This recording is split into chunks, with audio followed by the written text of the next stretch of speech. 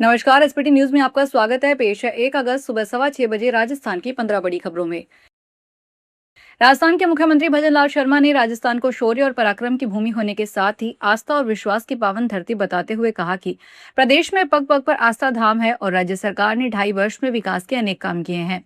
शर्मा शुक्रवार को यहां मुख्यमंत्री निवास पर पाली जिले में श्री ओम बना मंदिर के लिए भूमि आवंटन के उपलक्ष्य में आयोजित आभार समारोह को संबोधित कर रहे थे। उन्होंने कहा कि यहाँ पग पग पर आस्था का धाम है तथा कई महापुरुषों ने अपने अलौकिक चमत्कारों से लोकहितकारी कार्य किए हैं।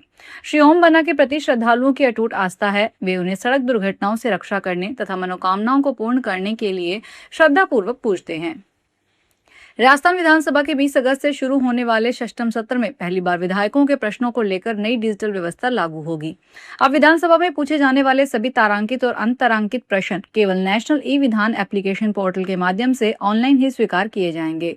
ऑफलाइन या अन्य माध्यम से भेजे गए प्रश्न स्वीकार नहीं किए जाएंगे।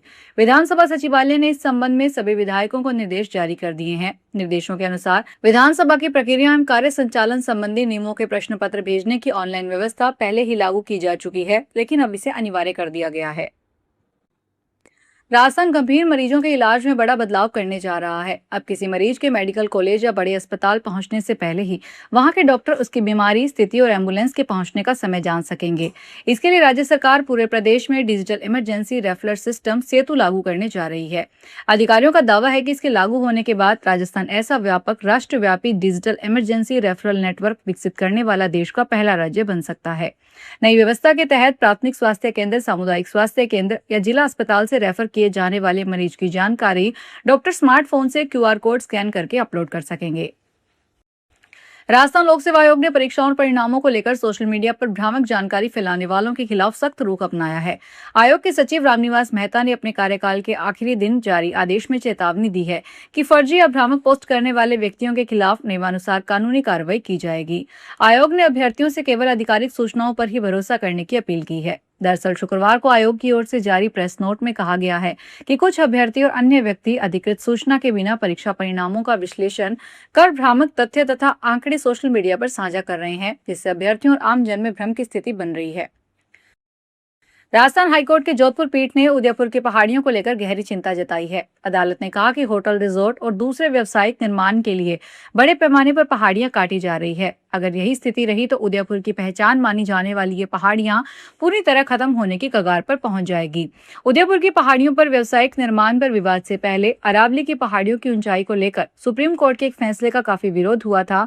इस विरोध प्रदर्शन के बाद सुप्रीम कोर्ट को अपना फैसला बदलना पड़ा था।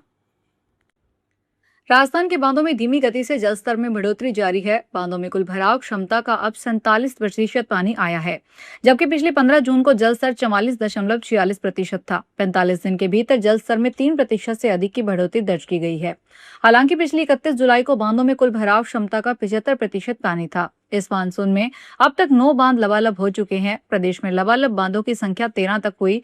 राजस्थान में सूखे बांधों की संख्या गिरकर 253 पर आई।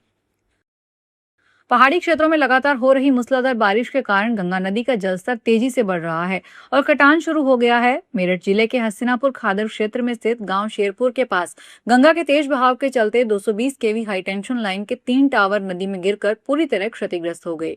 यह हादसा दोराला के मटोर 765 केवी स्टेशन से बिजनौर के नटहोर 220 केवी स्टेशन पर जा रही विद्युत लाइन पर हुई। गंगा में बेतहाशा पानी आने से नदी के बीच खड़े टावर धराशायी हो गए। पाली शहर के बांडी नदी में प्रदूषण फैलाने के मामले में जिला प्रशासन और राजस्थान प्रदूषण नियंत्रण मंडल ने संयुक्त कार्रवाई करते हुए अवैध रूप से संचालित कपड़ा धुलाई प्लांट पकड़ा है। आरोपी नदी में दूषित पानी छोड़कर उसे गंदा कर रहे हैं, साथ ही नदी का पानी ही धुलाई के लिए उपयोग में ले रहे थे। प्रदूषण नियंत्रण मंडल की टीम ने मौके से प्रदूषित पानी के सैंपल लिए और जांच के लिए लैब भेजे। मौके से टीम ने कपड़े के बंडल भी जब्त किए हैं। केंद्र सरकार ने शुक्रवार को कहा कि मध्य पूर्व तनाव के समय बिना एथेनॉल मिश्रण के पेट्रोल की कीमत 125 रुपए प्रति लीटर तक पहुंच सकती थी। साथ ही कहा कि इससे ग्राहकों को 30 रुपए प्रति लीटर तक की बचत करने में मदद मिली है। पेट्रोलियम और प्राकृतिक गैस मंत्रालय के अनुसार जब संकट के दौरान भारतीय क्रूड बास्केट की कीमत लगभग $135 प्रति बैरल तक पहुंच गई थी, तो अनुमान लगाया गया था कि राष्ट्रीय राजधानी में बिना एथेनॉल मिश्रित पेट्रोल की खुदरा कीमत लगभग 125 रुपए प्रति लीटर तक पहुंच सकती थी। हालांकि उपभोक्ताओं ने 94 रुपए 77 पैसे प्रति लीटर का भुगतान किया, क्योंकि हर लीटर में 20% हिस्सा देश में बने एथेनॉल का था, जिसे पहले से तय स्थिर कीमतों पर खरीदा गया था। जालोर आहोर मार्ग पर शुक्रवार को भैंसवाड़ा और आहोर के बीच पेट्रोल पंप के पास निजी एम्बुलेंस और सवारियों से भरी निजी जीप की आमने सामने टक्कर हो गई। हादसे में 10 साल की बालिका और 3 साल के बच्चे समेत 9 लोग घायल हो गए। इनमें 5 घायलों को प्राथमिक उपचार के बाद उच्च चिकित्सा केंद्र रेफर किया गया। प्रत्यक्षदर्शियों के अनुसार हादसा पेट्रोल पंप के पास बने मोड़ पर हुआ। जालोर से आ रही निजी एम्बुलेंस और आहोर से जालोर जा रही निजी जीप की आमने सामने भिड़ंत हो गई। हादसे के समय जीप में क्षमता से अधिक सवारियां बैठी थी। जोधपुर कमिश्नरेट के सभी थानों में YCLG यानी यूथ CLG मॉडल लागू किया जाएगा। इसके लिए काम शुरू हो चुका है और कई युवाओं को जोड़ा जा चुका है। दरअसल जोधपुर कमिश्नर शुक्रवार को सिटी पुलिस थाने पहुंचे। यहां उन्होंने CLG सदस्यों के साथ बैठक ली। इसमें CLG मेंबर की ओर से उठाए गए मुद्दों को लेकर उन्होंने बाकी पुलिस अधिकारियों को निर्देश भी दिए। मीडिया से बातचीत के दौरान जोधपुर पुलिस कमिश्नर अंशुमन भूमिया ने बताया, YCLG और CLG मेंबर के साथ संयुक्त टीम बनाकर काम किया जाएगा। रेलवे के जयपुर मंडल के फुलेरा रिंगस रेवाड़ी रेलखंड पर कुंड पाली खोरी स्टेशनों के मध्य दोहरीकरण का कार्य जारी है। इस तकनीकी कार्य के कारण नॉन इंटरलॉकिंग ब्लॉक किया जा रहा है, जिससे रेल यातायात प्रभावित रहेगा। इसमें रुनीचा एक्सप्रेस का मार्ग बदल गया है। इस ट्रेन की 44 ट्रिप प्रभावित रहेगी। ब्लॉक के चलते रेलवे ने कई ट्रेनों के संचालन में बदलाव किया हुआ है। रेलवे अधिकारियों के अनुसार इसी क्रम में दिल्ली जैसलमेर के बीच संचालित होने वाली रुनीचा एक्सप्रेस को अगस्त और सितंबर में कुल 44 ट्रिप के लिए परिवर्तित मार्ग से संचालित किया जाएगा। डीग पंचायत समिति के सभागार में शुक्रवार को जिला जन अभाव अभियोग और सतर्कता समिति की बैठक आयोजित की गई। जिला कलेक्टर मनीष मयंक की अध्यक्षता में हुई इस बैठक में बिजली विभाग की कार्यशैली पर कड़ी नाराजगी व्यक्त की गई। कलेक्टर ने विभाग के अधीक्षण अभियंता को नोटिस जारी करने के निर्देश दिए। बैठक के दौरान समिति के सदस्य लखपत गुर्जर ने बिजली विभाग की कार्यप्रणाली पर गंभीर सवाल उठाए। अजमेर के क्लॉक टावर थाने में दर्ज 2 धोखाधड़ी मामलों में करीब 4 साल से फरार चल रहे 10,000 रुपए के इनामी आरोपी को हरियाणा के नूंह से गिरफ्तार किया गया। उसकी तलाश में पुलिस की जिला स्पेशल टीम ने करीब 400 CCTV कैमरों की फुटेज खंगाली और तकनीकी सबूतों के आधार पर लोकेशन ट्रेस करके उसे दबोच लिया। फिलहाल पुलिस आरोपी से पूछताछ में जुटी हुई है। पुलिस के अनुसार गिरफ्तार आरोपी शमशुद्दीन उर्फ मुबारक है।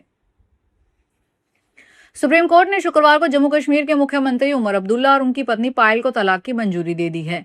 उनकी शादी 32 साल पहले हुई थी। दोनों 2011 से अलग रह रहे थे।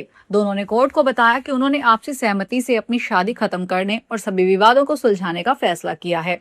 उमर अब्दुल्ला ने सुप्रीम कोर्ट में दिल्ली हाई कोर्ट के उस फैसले को चुनौती दी थी जिसमें उसकी शादी को खत्म करने से इनकार कर दिया गया था। तो ये थी राजस्थान की 15 बड़ी खबरें। अगर आपको हमारा बुलेटिन पसंद आया हो तो वीडियो को लाइक करें, अपने दोस्तों से शेयर करें और चैनल को सब्सक्राइब करना ना भूलें। फिर मिलेंगे नई खबरों के साथ। धन्यवाद।